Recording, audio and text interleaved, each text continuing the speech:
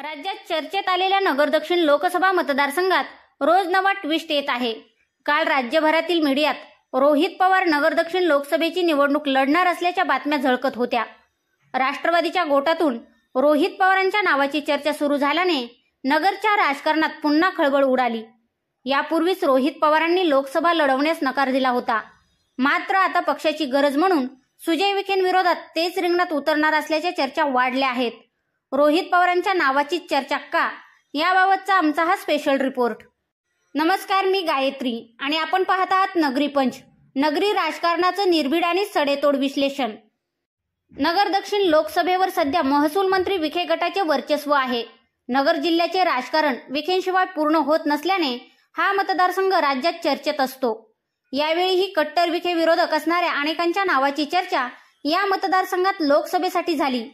सुरुवातीला शंकरराव गडाख, त्यानंतर निलेश लंके, प्राध्यापक राम शिंदे, प्राजक्त तनपुरे आदींनी विखे विरोधात लढण्याच्या चर्चेत भाग घेतला। गेल्या आठवड्यात लंकेंनी प्रचारही सुरू केला।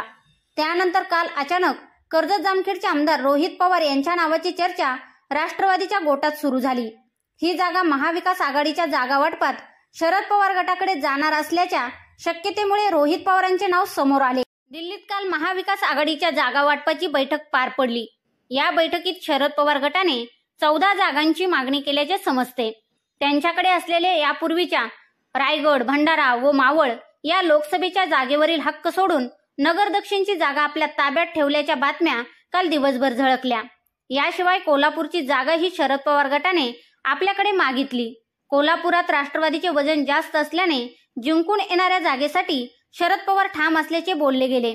दुसरीकडे नगर दक्षिणच्या जागेवर शरद पवार गट तरुण उमेदवार देणार असल्याच्या चर्चा होत्या।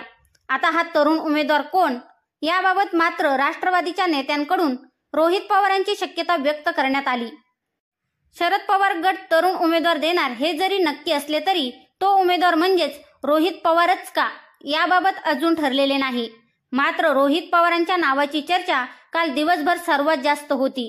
मात्र शरद पवारांचे राजकारण बघता ते ऐनवेळी वेगळेच नाव पुढे करण्याचीही शक्यता आहे।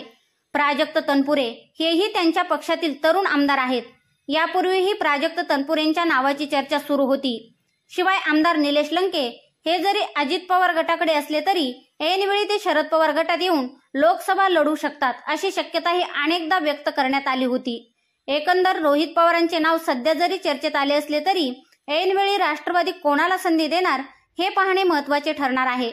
मात्र डॉक्टर सुजय विखेंचा सध्याचा फॉर्म बघता राष्ट्रवादीला उमेदवार देताना विचार करावा लागणार हे मात्र नक्की।